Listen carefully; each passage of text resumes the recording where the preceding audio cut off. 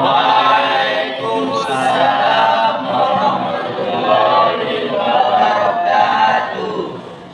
Sebelum kita memulai kegiatan pembelajaran kita, marilah sama-sama kita memulai kegiatan pembelajaran ini dengan melafazkan al-basmalah. Bismillahirrahmanirrahim. Nah, pada pertemuan yang lalu kita sudah membahas yang itu namanya tujuan pembelajaran bersama dosen pemangku kita yaitu Pak Ihsan Satria. Nah, pada pertemuan kali ini kita akan membahas yang namanya tentang modul ajar.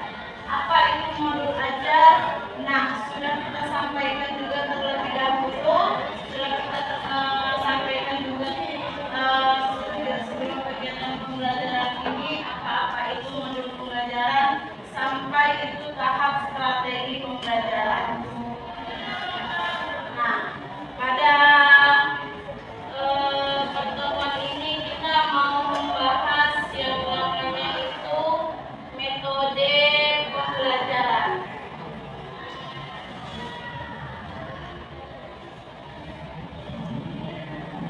Nah, apa sih itu yang disebut dengan metode pembelajaran? Metode pembelajaran adalah teknik atau cara yang lebih spesifik yang digunakan untuk melaksanakan strategi pembelajaran. Metode adalah komponen pelaksanaan dalam strategi. Nah, metode pembelajaran ini adalah salah satu untuk kegiatan mempermudah kita dalam kegiatan pembelajaran. Apa saja sih metode pembelajaran itu? Metode pembelajaran itu banyak, Kakak. Banyak.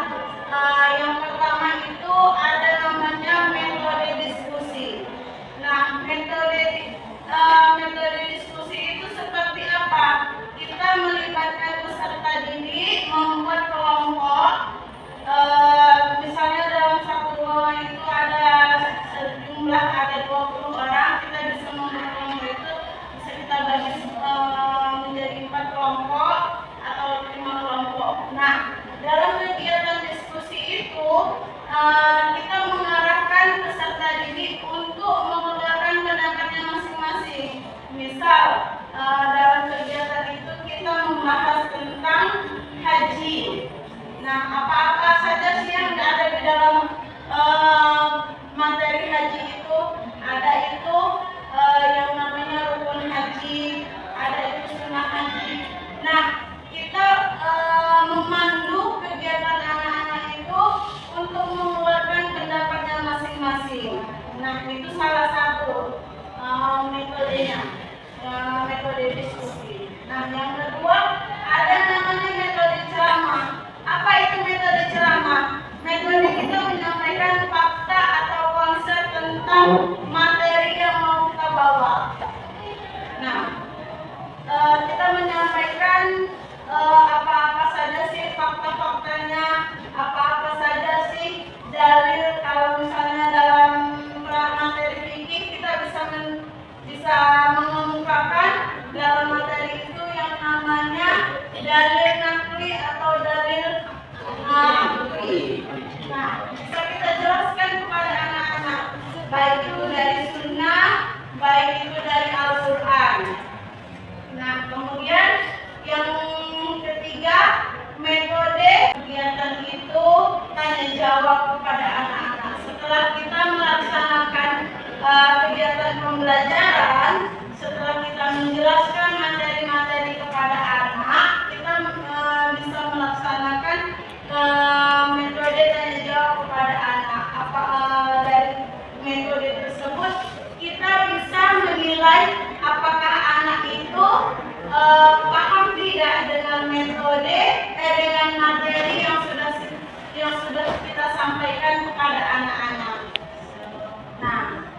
Nah, itu mengenai metode pembelajaran. Selanjutnya apa saja sih komponen dari modul ajar? Nah, komponen selanjutnya itu ada alur dan aktivitas kegiatan pembelajaran.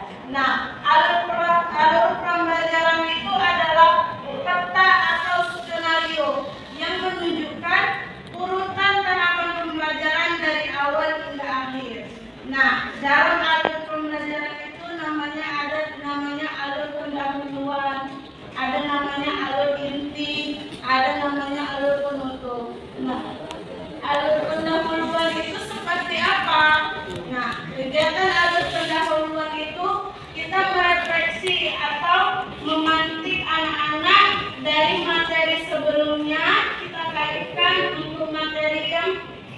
kita bawa pada pagi hari ini.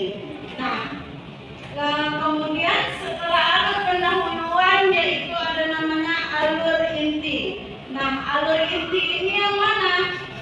Materi yang akan kita sampaikan pada hari ini. Misalnya pada minggu lalu materi yang apa kita kaitkan dulu. Nah, masuklah kita pada materi inti, materi yang akan kita bawa pada hari ini. Kemudian materi penutup. Nah, setelah kegiatan awal, kegiatan pendahuluan yang sudah dilaksanakan, kegiatan intinya sudah dilaksanakan, nah kita masuk pada alur penutup. Mana itu yang dikatakan alur penutup?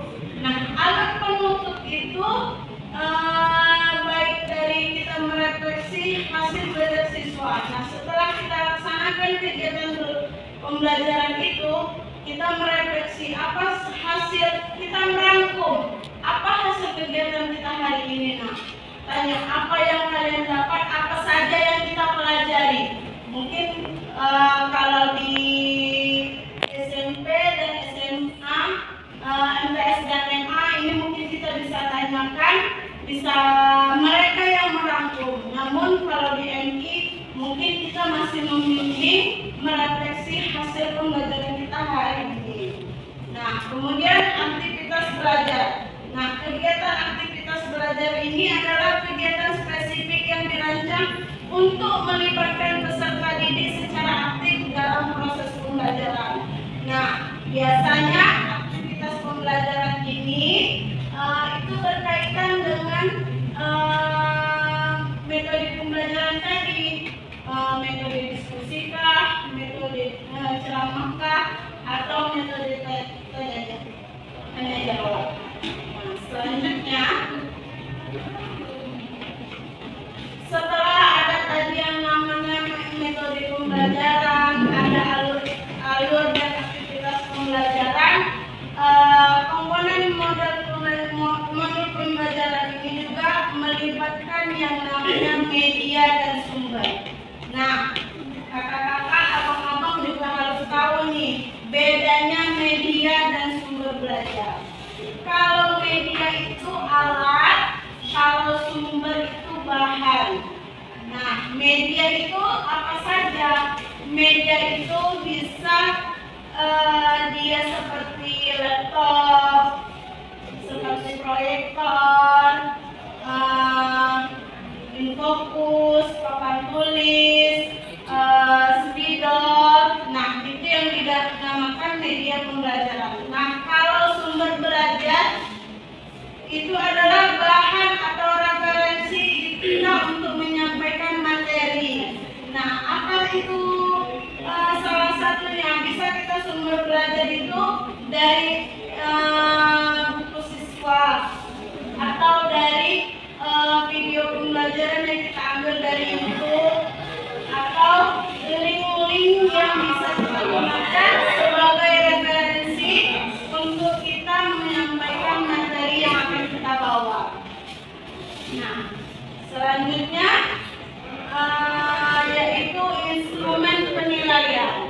Nah, setelah kegiatan semua sudah kita laksanakan yang ada di modul pembelajaran, mulai dari identitas modul sampai materi pembelajaran, nah maka kita masuk pada instrumen penilaian. Nah, instrumen penilaian di sini apa gunanya? Nah, gunanya untuk kita mengetahui apakah capaian pembelajaran, tujuan pembelajaran yang akan kita laksanakan itu sampai tidak sama mereka. Mereka paham atau tidak. Nah, pada instrumen penilaian ini juga ada 3 aspek untuk kita menilainya. Apa itu? Yang pertama, kognitif, pengetahuan mereka. Sebatas apa sih materi yang sudah kita sampaikan sampai tidak pada mereka. Nah, itu yang pertama, kognitif. Yang kedua itu afektif. Nah, afektif ini yang mana? Afektif itu dari hasil belajar mereka. Mereka aktif tidak dalam kegiatan pembelajaran. Nah, kemudian ketiga, psikomotorik. Psikomotorik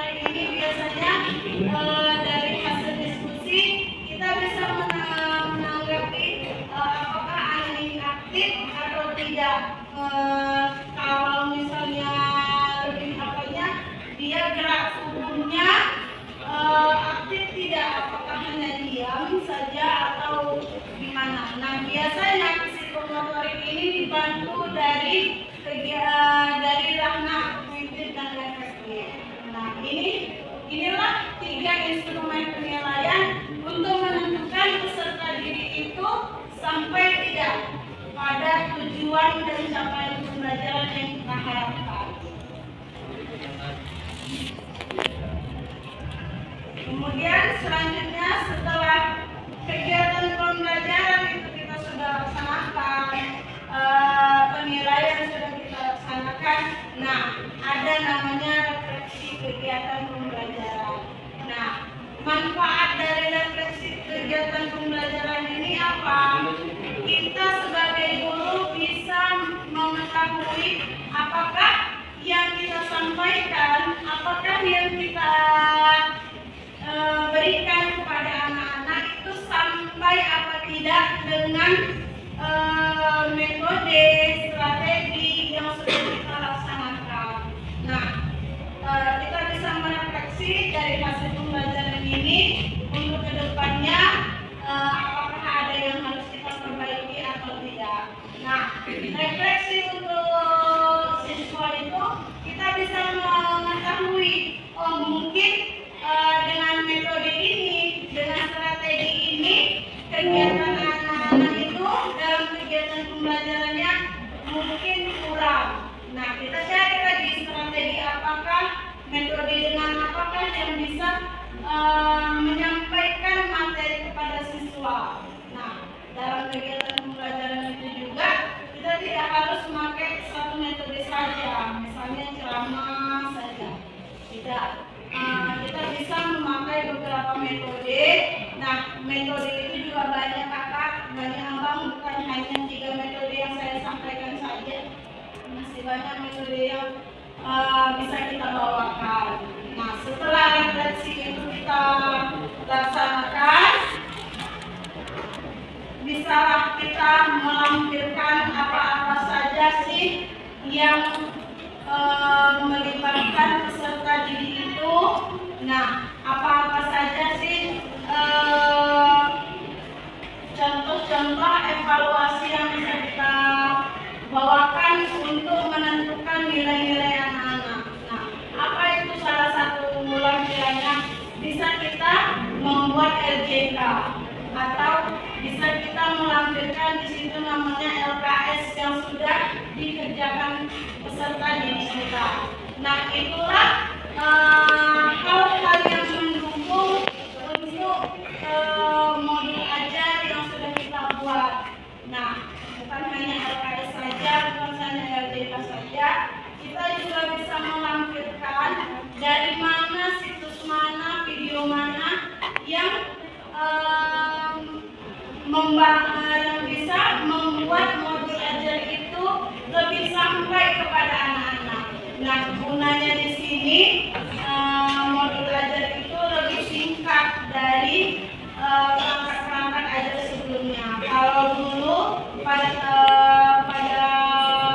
kurikulum yang lalu, mungkin kakak-kakak, abang-abang juga kenal namanya kurikulum K13.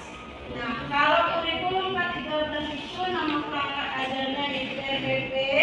Nah, kalau pada tahun ini, pada saat ini kurikulum kita sudah berubah namanya kurikulum Merdeka.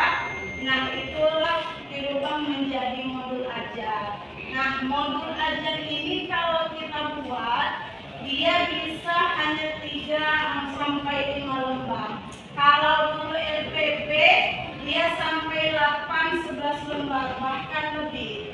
Nah, kalau kegiatan pembelajaran sekarang, modul ajar saja, modul ajar itu bisa dibuat sekali pertemuan materi apa yang kita bawakan. Jadi dia lebih relevan, lebih memudahkan guru dalam menyiapkan bahan ajarnya. Nah,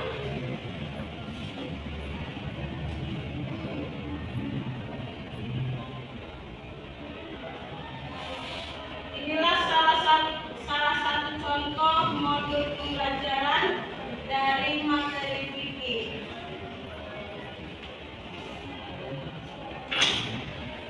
Mungkin kakak-kakak abang juga dapat file ini. Nah, itu modul ajar fikih untuk madrasah sanawiyah kelas 3 fase D. Nah, hal inilah yang tadi sudah disampaikan juga dengan Mbak Ibnu, juga disampaikan dengan saya. Nah, inilah namanya identitas modul. Nah, identitas di situ ada namanya nama penyusun, nama institusi atau nama sekolah, kemudian tahun pelajarannya, tahun pelajaran berapa, kemudian ada namanya satuan pendidikannya itu untuk tingkatan apa, tingkatan STK, TSK, atau MA. Nah, di situ juga kurikulum materi pelajarannya materi apa, mata pelajaran apa, alokasi waktu sampai metode. Nah, inilah yang namanya dinamakan juga kompetensi. Nah, kompetensi itu mencakup yang namanya tujuan pembelajaran,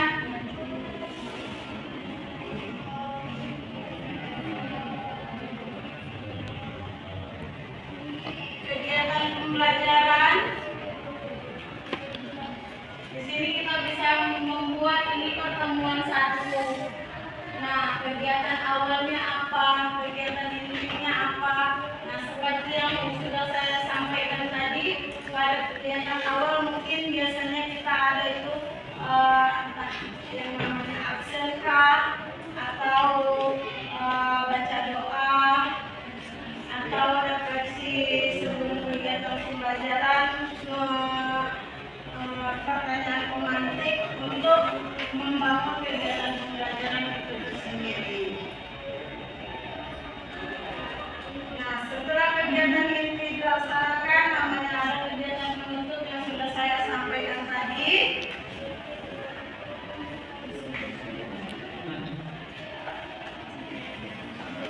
Nah, barulah ada namanya asesmen.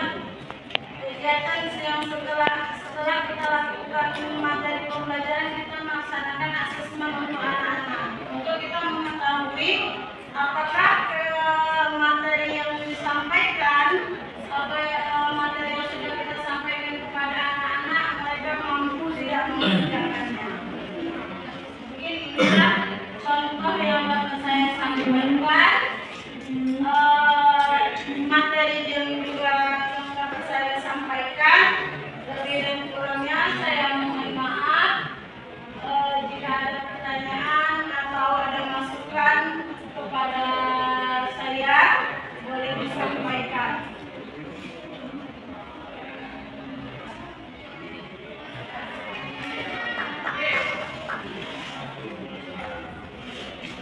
Sampai sini kakak-kakak sudah paham belum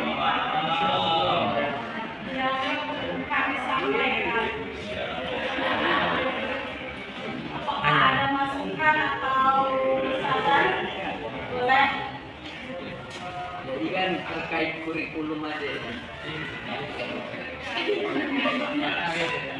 Kalau kurikulum K13 kan itu semacam yang dibuat di RPS. Namun kalau kurikulum mereka itu seperti modul. Pertanyaannya itu apakah, jadi kan modul ini kayak ibarat agar kita sampai ke tujuan modul ini. Namun kita kembali lagi, apakah kalau dari kurikulumnya itu tidak relevan untuk dilakukan, itu gimana nasib modulnya itu? Macam kan banyak sekarang ini kontroversi dari kurikulum itu tersebut, banyak yang mengkritik sebagai dinas pendidikan. Nah, kalau kurikulumnya itu tidak relevan, apakah ada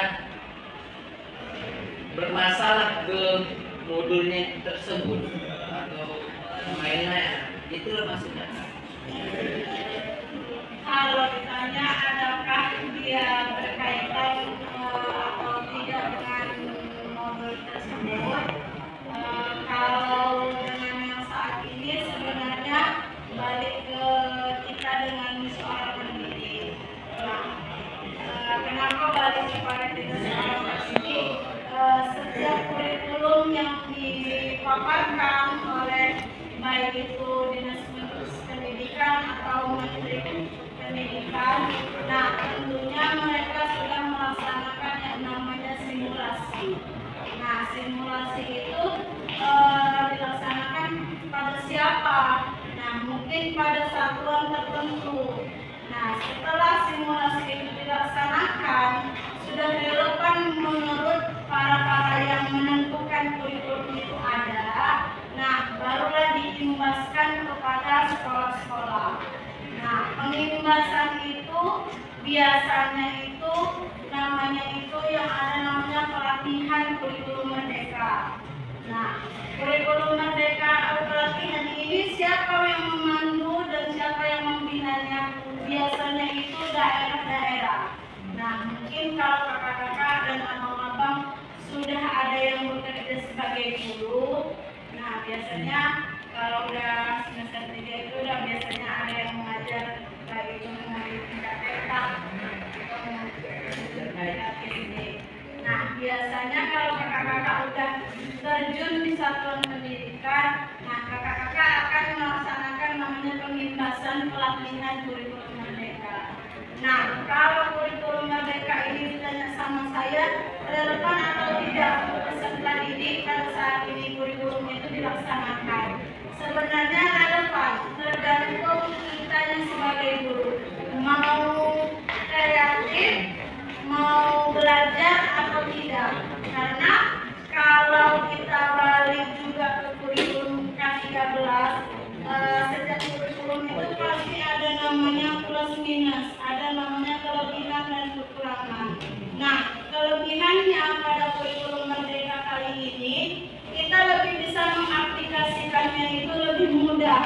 Kerja dan beban guru itu lebih mudah. Biasanya RPP itu setebal mungkin kita buat.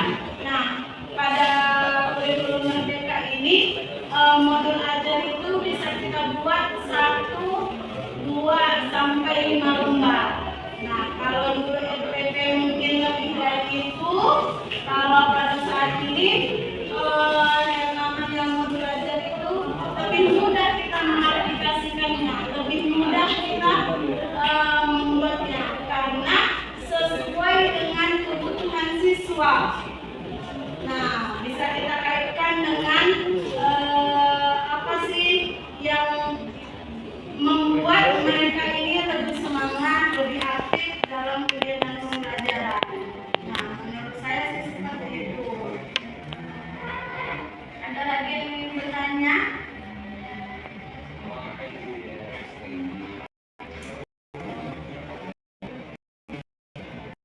Kalau ada, saya akhiri. Masih banyak kekurangan yang saya perbuat, jadi yang kurang saya mohon maaf. Saya akhiri. Wabillahi taufiq wal hidayah. Assalamualaikum warahmatullahi wabarakatuh. Waalaikumsalam